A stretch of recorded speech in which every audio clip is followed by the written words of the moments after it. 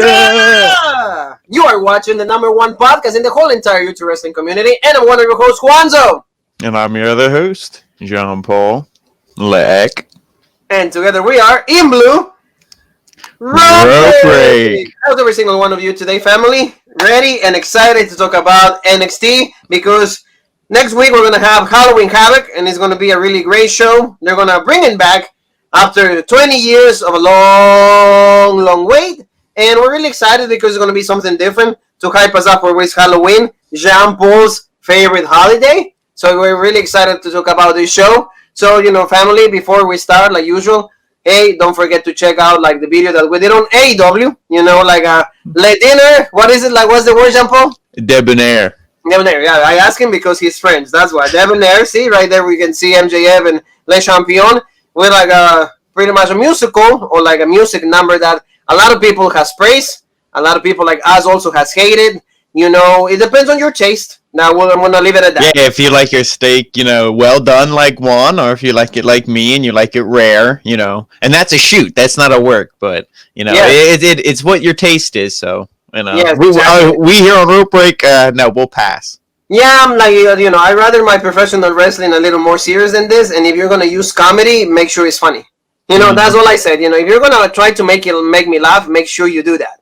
Don't just give me something and, pretend that I'm going to be okay with it. So, don't forget to watch that. And also, thank you so very much for all the love, support, and all the comments that you guys leave us. So, Jean-Paul, let's start talking about NXT. It was a pretty good show, I think. Solid. And, a lot of things happening. We have a title switch. That was different. And also, new storylines coming up. So that's something different, Mr. Yeah, there was a little bit of intrigue this week. It definitely picked up with the main event, and everything we saw with that.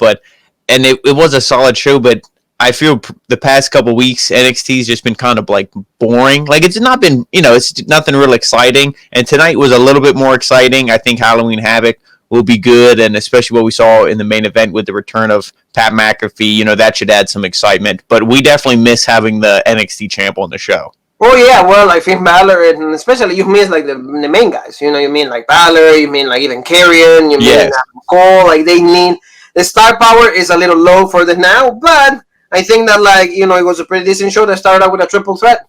Tommaso Ciampa, the Velveteen Dream, and Kushida. This was a really good match, Paul. I really like this. What do you think on this match? Yeah, it was good way to open the show. They didn't really get entrances. Kushida was already in the ring, and Velveteen Dream got an entrance, but then Tommaso attacked him, and then the match pretty much just kicked off. So they did the AEW style, where they're like, we don't need to give these guys entrances. Yeah, screw them. We'll just start the opening match in the ring. But it was good, really hard hitting. They beat the hell out of Dream, and maybe, we saw the other, naughty boy in the DMs get his ass beat tonight too. So maybe this was the final, whooping for these guys, because it was good. I liked all the offense, and it was the main feud I think is Ciampa and Kushida coming out of this, because Dream I could see I could see maybe him having a match just with Ciampa next, because he cost him this match. But then after that, I think Kushida, you move him on, do some stuff, and then eventually Ciampa and Kushida can meet up, have another feud again, and that's where I think they're going to go, because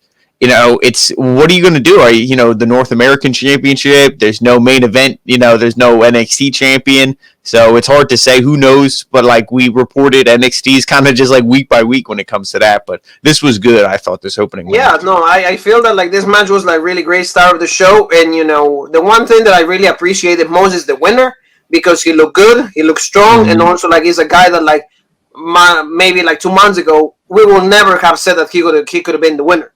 And that is, Kayle Lee Kushida. Oh, yeah, and it was good. And the setup, they still protected Ciampa, because Ciampa was the one he pinned, but Dream hit him with that cast, hit Ciampa in the head, then Kushida hit the German suplex. So that was the way to be Ciampa was done. And, it was a good way out of it, and that's why I think there's going to be a feud, but Ciampa's probably going to get his revenge on the Dream first. And, Kushida's finally being pushed in, as a main event guy, and I like that. And like I said, I like the three-man action, because it was good how, they did suplexes with each other. Remember that one that they did? I think it was a Kushida and Ciampa that they did a suplex onto the Velveteen Dream. That was good also. The only double spot I didn't like is when he did like the double like Widow's Bell. That looked really weak. It looked good on Kushida, but then he also had Dream in it somehow, and then Dream that looked really weak. It looked like he barely hit his head on the mat. So I was like, I didn't like that spot. Well, that happens because like like they need to kind of like when you try those double moves, it depends on the guy. I mean, you're strong and powerful. For example, a double chop slam.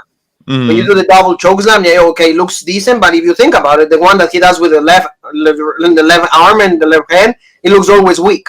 Oh, yeah. The one with the dominant hand, it looks always better. Mm-hmm. But I really like this. And again, Kushida being pushed to the main event scene, I think is really good. I wouldn't be surprised if, like, when Balor comes back, they can do a match Kushida with Balor for the title. That would be fantastic.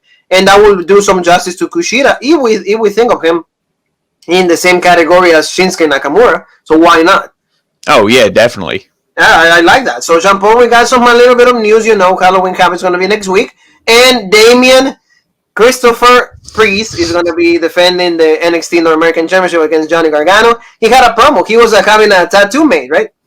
He was getting a tattoo, and he's like, it's fine. It doesn't matter. Like, Johnny's Johnny, take over, but, I'm better. I beat him. He's pretty much like he's used to pain. He's like, you're not. And he's like, yeah, Johnny, you're good. He's like, you're not, I'm not going to take that away from you, but I'm just getting better and better. And, I'm passing you and, I'm not, worried about you. And it was good. I like the promo and, we'll see what, how the match is. Oh, yeah. I think it's going to be and he said, I don't even care about the stipulation. I don't care what it's going to be. As long as, like, you're in the ring, I'm going to beat you. Mm-hmm. So you hear a really confident champion in Damian Priest. So that's really good because Gargano is always a threat. But, like lately he's been losing a lot. But, we'll see. Again, your prediction for this one, Jean-Paul. It's hard to say. I would say that Priest is probably going to retain. I don't see him losing it, but, I actually see the title switch. For me, it's going to be Johnny Gargano. Not because Priest is not good. It's just because, like, this guy's been hyping, like the couple have to win the championships. They got to do it. So this is the only time. Because, we've seen this match before. Yeah, and if you do think about it, they both have a title opportunity. So it could happen. If you are going to do it, what a better night to do it. Yep. Yeah. So, like I would say for me, it's going to be Johnny Gargano. So let's go now to jump over to Ember Moon. She had a match with Jessie Camia. And, this was a good match. I like it. Ember Moon doing the code breaker. I like that a lot. She keeps looking good. She's doing strong. Some spots like she's been doing it like really good, like with no flaws. So I like that. You can see that the confidence in her developing on the moves, like executing every single thing that she does, I think is good. And I think also like the match make her look better. So like it's 2 matches that we've seen her and she's still looking solid. So that was really good. What do you think, like? Yeah, I thought that the match was good. I'm going to say the same thing I said about Britt Baker's match. I think it went a little too long. I'm not saying like Jessie Camia should have been jobbed out because she did look good in this match, but you really are trying to push Ember Moon here. So it's like maybe don't have Jessie Camia get as much offense because that's not a feud. That's not something that's like, oh yeah, Ember Moon versus, Jessie later on. No, that's not a thing. She's in the main event. Jessie's clearly the undercard of this, stacked women's division. So just have her get a win, do the offense because, yeah, like you have right here, that's the real story. Yeah. That's the real story because Dakota Kai, after Ember Moon get the win, Dakota Kai attack Ember Moon, and so you see like the next feud is going to be these two for a potential spot for the number 1 contender in the women's division, I believe. And this is good because Dakota Kai is a heel, and I think these two can give us a great match. It's not going to happen at Halloween Havoc, but it's going to be probably for the next takeover or in the next couple of weeks. But like this is the first feud that is going to make Ember Moon looking like strong because I think that she will go over. I don't think that like.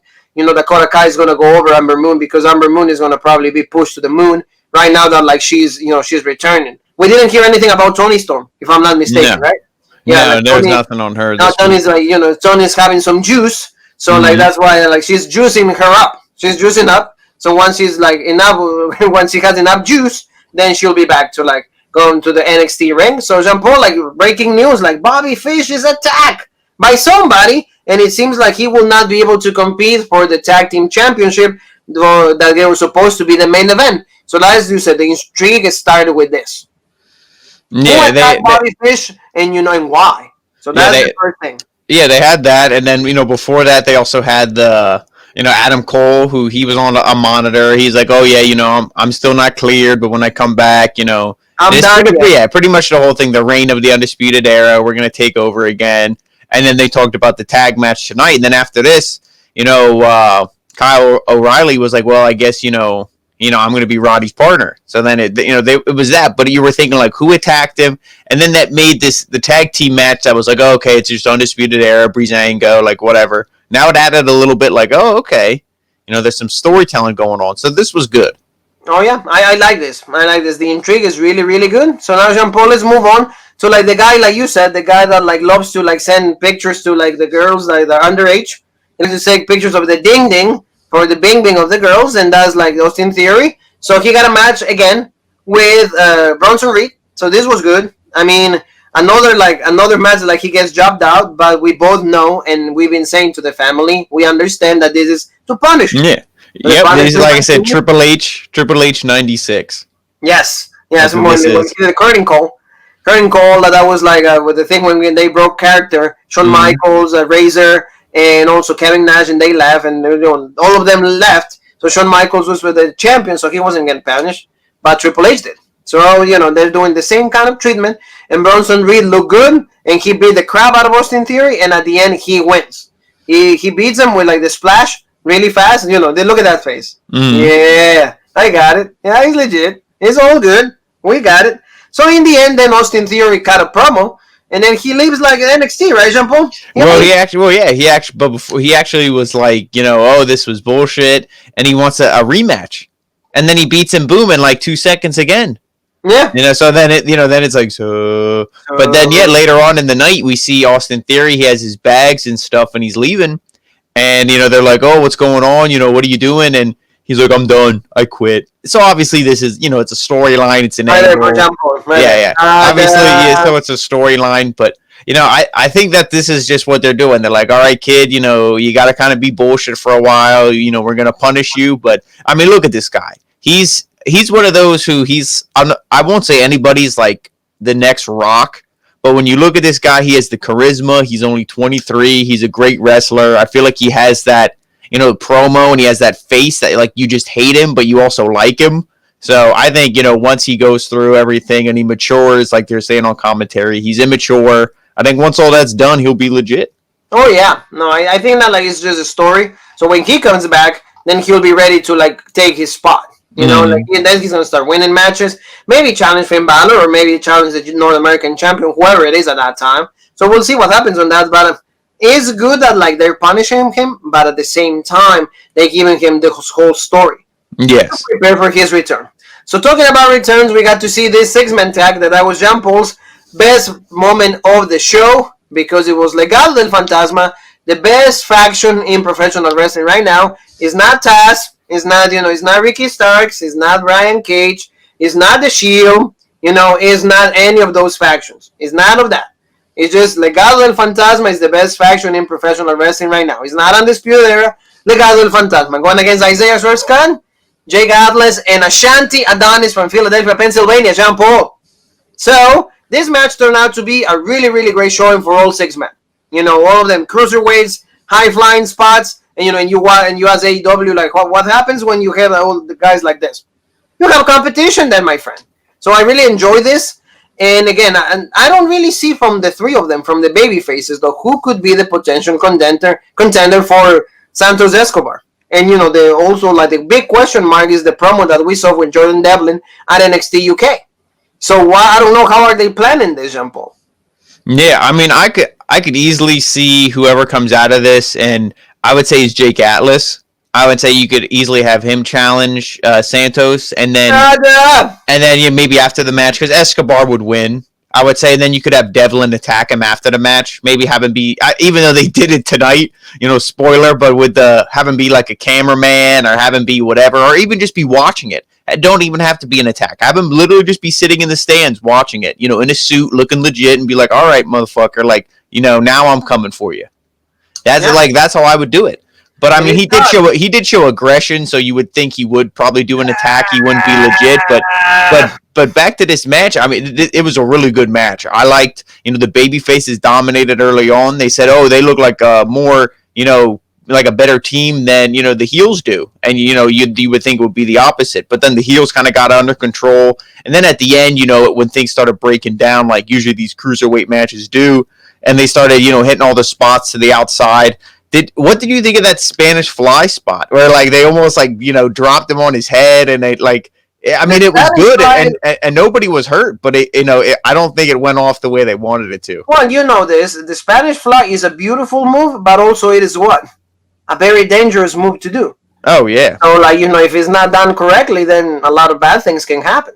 Especially because he did it like he dove through the apron, and then I forget if it was Mendoza or who it was, if it was Wild. Wild. Yeah, it was Wild. But yeah, Jake Atlas caught him with a Spanish fly when he was diving through the ropes, and it was like, that's like a hard thing to do just when you're just standing there in the ring, and then to do it when a guy's diving through the ropes and you're on the apron. But it was legit spot, and but at the end of the day, who won here? I believe they pinned Adonis, correct? Yes, Joaquin Wild pins Ashanti, and he takes the win for Legado del Fantasma. Yeah, but the reason I say Jake Atlas here is because he hit Santos with a cartwheel DDT off the announce table, and then he was yelling at him. I popped when he was yelling at him in Spanish. It was legit. And he was like, I'm going to be the next champion. So I think you could book that match, and then that's when I would have Devlin come in. But we'll see where they go. I like this match. It's just the one thing I feel every time I see a cruiserweight match is a lot of the stuff they do, unfortunately, doesn't stand out that much because you have guys like, Keith Lee and, even on Impact, like Moose, or not Moose, who is it? Not Moose, what's the other one? You have Trey Miguel, you have also like... No, not the cruiserweights. I'm talking the big Willie Mack. You have guys who are like, you guys who are 300 pounds doing the same moves as these cruiserweights. So, like, unfortunately, the cruiserweights, it doesn't look like as like amazing, as like, oh my gosh, like because you don't see him like all the time, you actually see it, every single show, and anybody like any weight now, you can do a Spanish fly. That's what I mean. But like, so when the cruiserweights do it, it's not as legit. Yeah. So let's talk about the Gargano shampoo. They're having dinner, or like at least they're trying to like have dinner. I think they have to stop like cooking. But actually, they have the wheel right there, spinning wheel, and then they'll actually start like spinning it. And Gargano like they do one try, and it comes out like a buried alive match. They're like, you see the Gargano's face, so I don't want that. So then they do it again, and actually sounds like a casket match. So you see like the Garganos are having a lot of issues with this shampoo, but I love these segments. I love it because how like they how I love soap operas. That's my thing. So, like, they look like a real couple, and I love that because, like, we're going to go through hell together. But it seems to me, my prediction is that Halloween Havoc is going to be the beginning of that thing that, like, they wanted to do the Garganos initiative, having both belts, and, then try to dominate NXT, at least for me.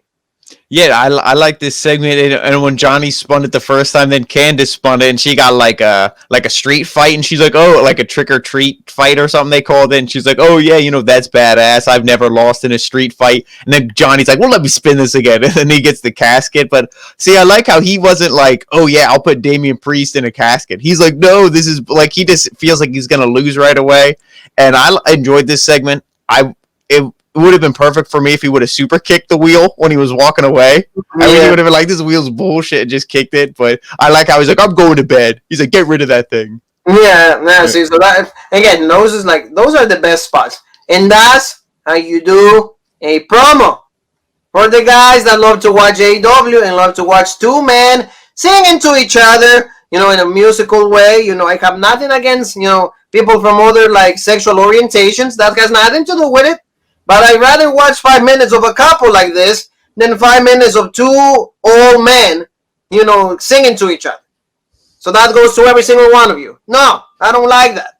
So, this is how you do a promo, and I love how, like, they could possibly get both championships. I'm really rooting for them. I think it's their time, just because, like you said, this needs to end with Stephanie and Triple H going against them. That could be Mania. And then if it is, I don't want them. If it is, I don't want them to have the belts. But and Karrion and the Fiend, and Scarlett and Alexa ringside, good Mania for me. Then wrestling will be up, again, rather than toilet And then you flush when you see two men singing to each other in a Sinatra fashion way. No, thank you. Right there, Jean Paul. We go from two men that like are insinuating loving for each other to two men that want to be loved from each other also. And especially the small men to the big men.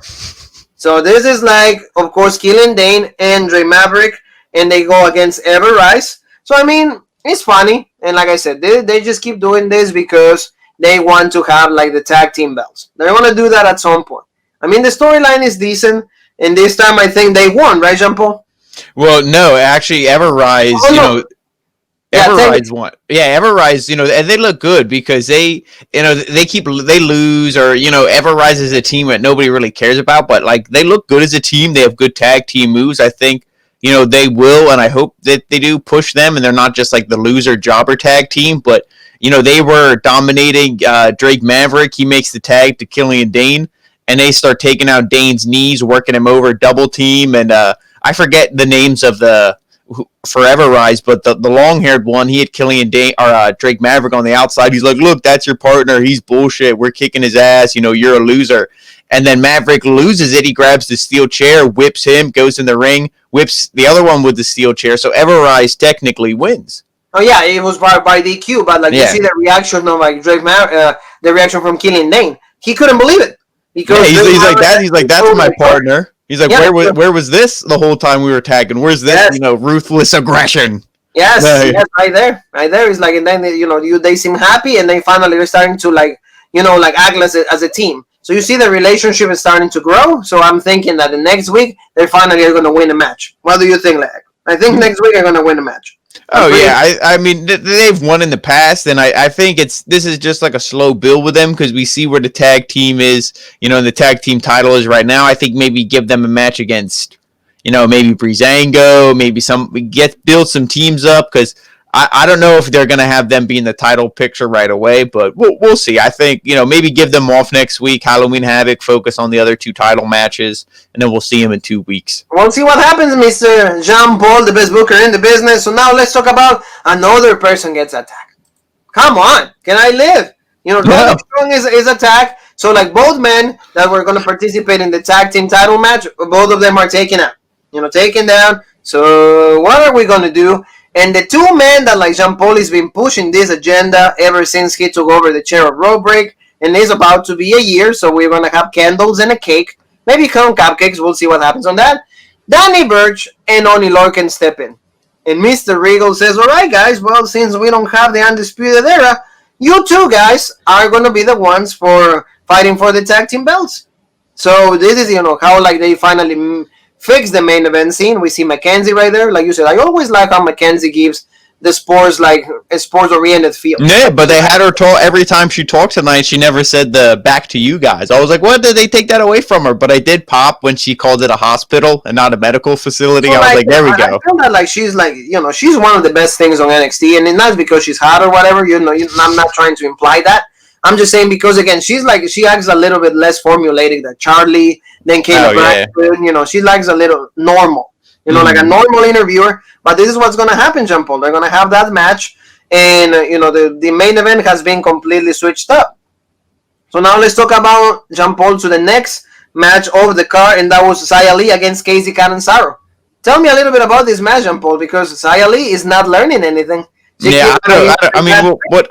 See, I don't know. This is like an undercard thing in the women's division that's so stacked. I don't even know if they know what they're doing with this. And I mean, you told us stories. Xia Li's like, I need to win. She loses. It's like, okay. Is it the same thing with Austin Theory? Not that she's being punished, but like you're going to tell the storyline where you lose, and then you've had enough. But we didn't see like Boa. At least I didn't see him come out or anything. And then she loses this match. Catanzaro rolls her up. And then she attacks her afterwards, and Kaden Carter's there, and she's like, oh, no, But then Raquel comes out and beats the hell out of everybody. So I'm like, okay, you're trying to tell this story, but then when Raquel comes out and beats them all up, that's pretty much signifying to me that, like, this story is not important. Yeah, so that's how I see it. I like Xia Li. We don't give two craps about this, and then, Raquel. She attacks Xia Li and Casey, and then she says that next week she's going to humiliate Rhea Ripley. So, we'll see. I mean, a lot of intensity in Raquel.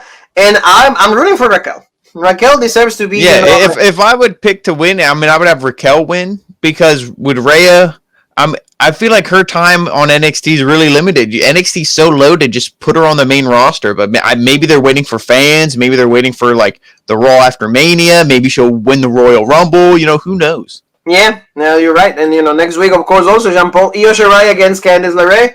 This is gonna be so exciting. Io, they had a really fantastic promo on her. I don't know what Triple H does. Maybe he's infatuated with Io, and so are we. So, it's a good job on Triple H. But those promos are so good. And it's not even because, like in this case, I'm not saying intensity, but it's just the whole, like, the story of it. The whole action, the wheel. She's, it's a dark place. You can barely see her face. And then you go through, like, all these kind of matches. Oh, casket match. And it's like, I beat Candice. And then they go to, like Street Fight. I beat Candice. Well, yeah, because they played it off to, like, her strength.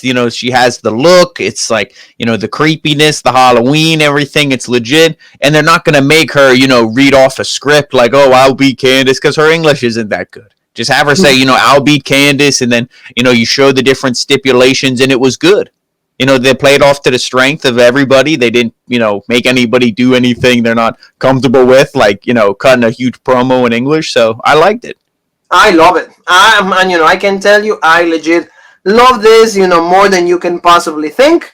And I just feel that, like, Io, I hope she doesn't lose. I mean, I know that. But you just said for the sense of the story, people. For the sense of the story, I think that Candice should win. But my heart, is all with Io, and I feel bad. But with those promos, you just fall in love with this woman. What if it was Io versus Tony? Then who would you want to win? It has to be a draw. It has to be a draw. I cannot. I cannot. I think they have to go Broadway. Yeah, I don't know. I have two women singing a musical on Broadway. I will be great, but not two men. Not this. All right? No, that I don't like this. No, I don't care if you're Jericho or no. My stake is I don't care if it is Raw, but it's not that. Okay, it's not happening. So Jean Paul, we got like a really nice promo. I really love this about camera grabs. So he's like, oh yeah, I'm gonna like in Halloween Havoc, I'm gonna just like fight Dexter Lumis. But then Mackenzie's interviewing him. He's like, oh, but like, how about like the Haunted House of Terror? What? And then you see from like there was a window, right? And there was like kind of like a mirror or no window, right? And then you see Dexter Lumis right behind it. And Cameron Grimes never saw him, so it's cool. Really, yeah, and I like this. I like when he goes, well, you know how Mr. Regal's accent is like really thick. It's kind of bullshit. He's like, are you sure you heard him right? Is it actually? Like, hard to understand sometimes. Yeah, this was good. I think this match will be fun, especially because it's people are like, oh, a haunted house, like that's bullshit, a gimmick match. Jean Paul, you hate gimmicks and stuff, and it's like, yeah, I do, but at least it makes sense here because it's Halloween. Dexter Lumis looks like a serial killer. It makes sense to be in a haunted house, and I think Cameron Grimes will like his visuals and his humor. Like he'll sell all this stuff legit. It won't be like Randy Orton and Bray Wyatt fighting in a house, and it's like, oh, what's the point of this? Yeah, it's not gonna be like that. I think it's gonna be fun, and I'm really excited to see this just because it's Cameron Grimes. So I love the guy. Cave in and done. That's what I think. So now, Jean Paul, I'm going to invite you to school because we got to do it live, Zoom is not enough. So we're going to go to school with Timothy Thatcher.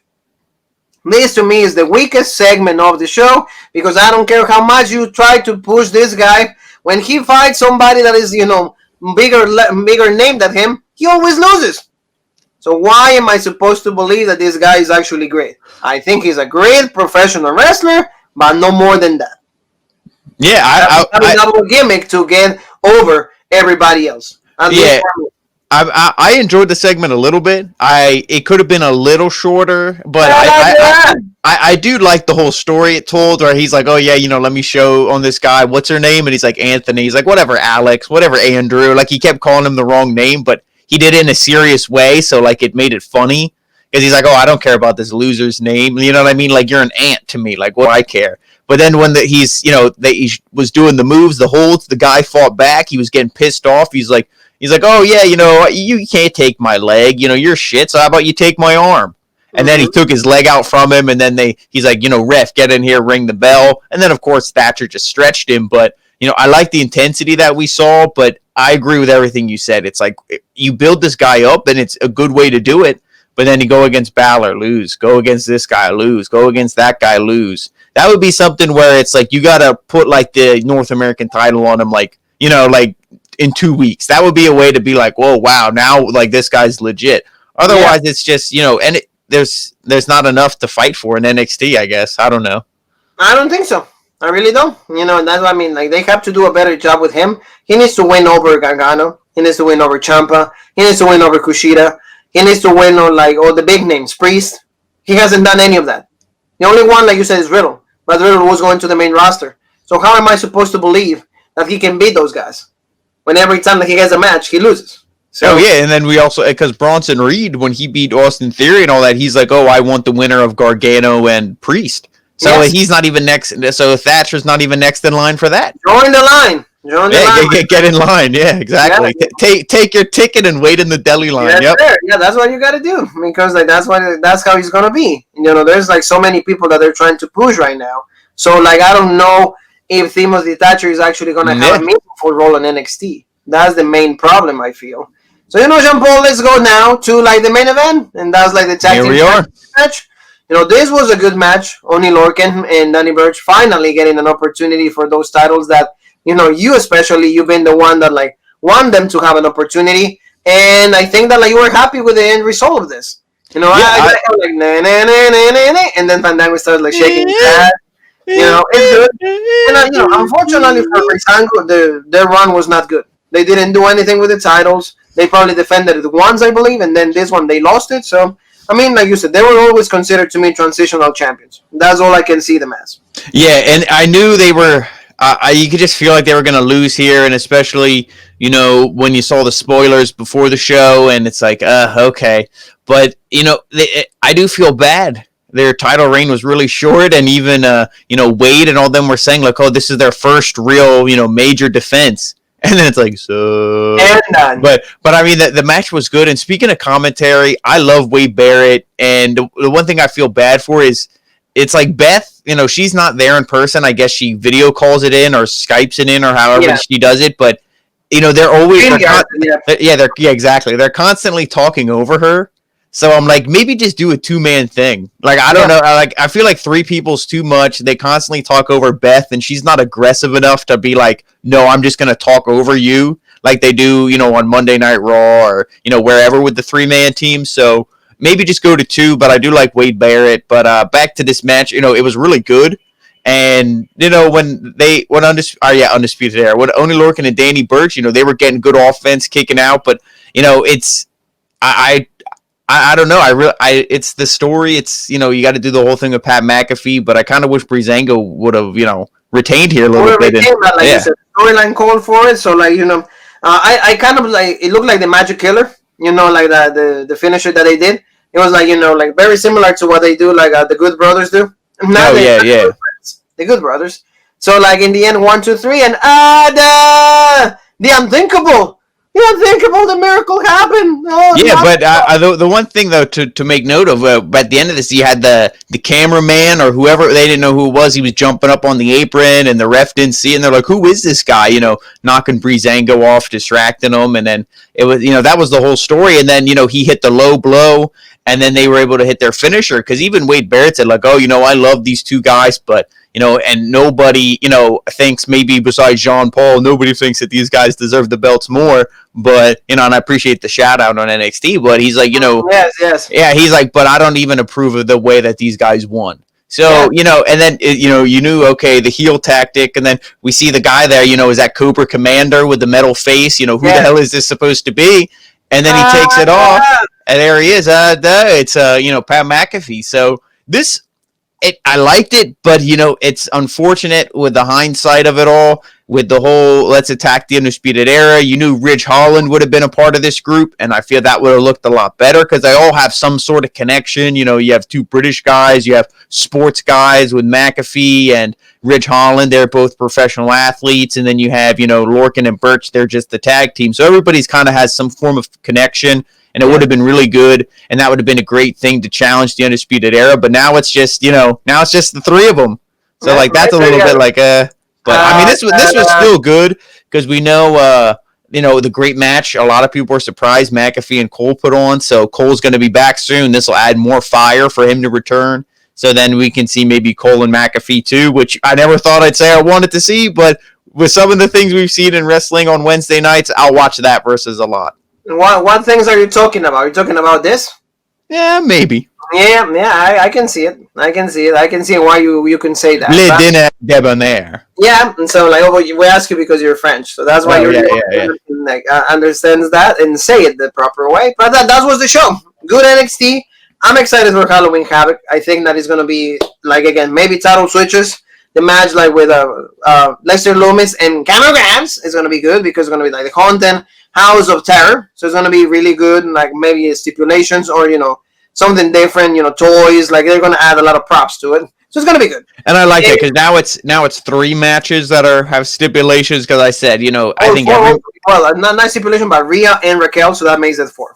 Yeah, but it's just the matches that I like that have the stipulations are going to spin the wheel because I feel like every match that's on the show should have that, and it might only be those 4. Who knows? Yeah, maybe promo packages, maybe return, maybe Balor saying, "Hey, I'm gonna," or maybe they do the official announcement during that time.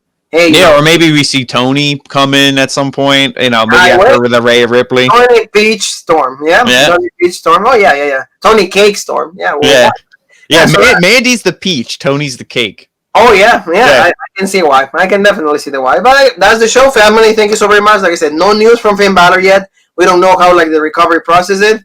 But they said that, as soon as they know... do the Finn Balor with his face like a coconut. Yes, because, I don't know what he's doing. No. He got the jaw broken, so we'll see what happens. Hopefully, Adam Cole coming back also. That will add a little bit more depth to the show. We'll see what happens. And so, Jean Paul, tell everybody where they can find us in social media, please. Well, you can find us on Facebook under Rope Break. You can find us on Twitter, the OG Rope Break, Instagram, the Original Rope Break, right here on YouTube, the Original Rope Break, the #1 podcast in the YouTube wrestling community. And, of course, you can find us on alleverythingentertainment.com. The #1 home for the best podcasts in all forms of entertainment. That's right. So, family, thank you so very much. Tomorrow we have more content for you. We have NXT UK with a contract signing of Volta and Ilya Dragunov, so that's going to be really cool. 1 hour show, Jean Paul, so easy to watch and easy to digest. And it is my favorite show currently in professional wrestling. It is. Actually, for me, it is also more Heritage Cup, so we'll see what happens on that. We have the last round of that with Trent Seven and also Kenny Williams, so stick around for that. Also Smackdown tomorrow. And, Saturday and Sunday, Jean Paul and I are going to be so busy because we have Bound for Glory on Saturday and Hell in a Cell on Sunday. So you have Road Break every single day of the week until Sunday night when we do, the Devil's Playground one more time and the gimmicky pay-per-view. Drew McIntyre and Randy Orton and Tribal Chief Roman against Uso in an I Quit match. Very similar to an I Quit match with Jon Moxley and Eddie Kofi Kingston. So, family, thank you so very much for everything that you do for us. We'll see you tomorrow. So, stick around. You and me have one more thing that is left to say.